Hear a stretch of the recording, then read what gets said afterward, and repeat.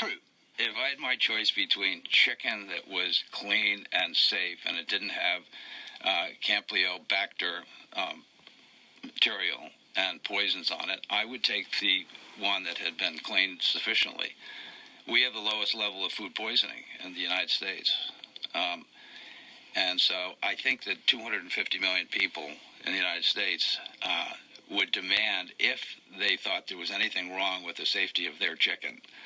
We have a very active legal system, and I think that would approach this. So I think most Americans would feel that our food is safe and cost-effective and humane. Well, the bit about the active legal system is certainly true, but what about the food poisoning stats? That was the American ambassador, Woody Johnson, talking to us on Wednesday. A number of people raised eyebrows about that statement. So was he right? Chris Morris is our reality check correspondent. Morning, Chris. Just simply on the food poisoning figures, first of all, right or wrong? Yeah, so obviously a debate in the context about chlorine-washed chicken. Important to remember what that is. It's the practice allowed in the United States but banned in the EU, which the US government clearly wants the United Kingdom to allow as part of any future trade agreement. So we've looked into the figures a couple of times this week, and when it comes to the most common bacteria found in chicken that cause foodborne diseases, which most people, including the ambassador, call food poisoning, we're talking about Salmonella and Campylobacter. There are more cases per head in the United States than in the United Kingdom. So and by that measure, he's wrong. Not all food poisoning is from meat, of course, but the official figures are pretty striking. The Centre for Disease Control in the US estimates there are about 1.2 million illnesses from Salmonella in the country every year and 1.3 million from Campylobacter. Now that works out about 0.4% of the population for each of them. And if you compare that with the UK figures for 2017, it means you're about 4 times as likely to get an illness caused by Campylobacter in the US than in the UK, and roughly 20 times more likely to suffer from Salmonella poisoning. Right, so he's dead wrong. In this respect, he is wrong, yes. I mean, the US Embassy tweeted us a link to a World Health Organization report from 2015 that suggests that North America has the lowest overall burden of foodborne disease in the world. But again, if you focus on what he was talking about, the argument about chicken and the bacteria that are a cause of concern in chicken, the statistics are very clear. Look at the number of deaths, for example.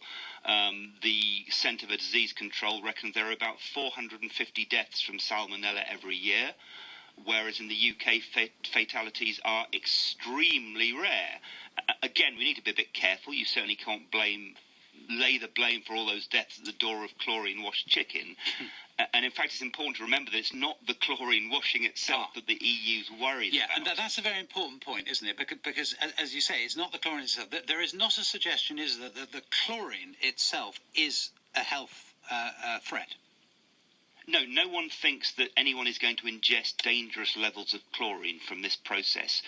We use it ourselves for things like bagged salads in supermarkets, that they have been chlorine rinsed in some cases. What the concern from the EU and from many British farmers who follow EU standards amounts to is that the reliance on chlorine washing for meat production could be masking poor hygiene or animal welfare standards elsewhere in the food chain, at abattoirs or factory farms. And the European argument is that you reduce the risk of foodborne disease by maintaining higher standards right through the farming process. Yeah, so the argument then is that the Americans simply don't treat their animals, their livestock, as well as we do, and we make different choices and we want to stick to them.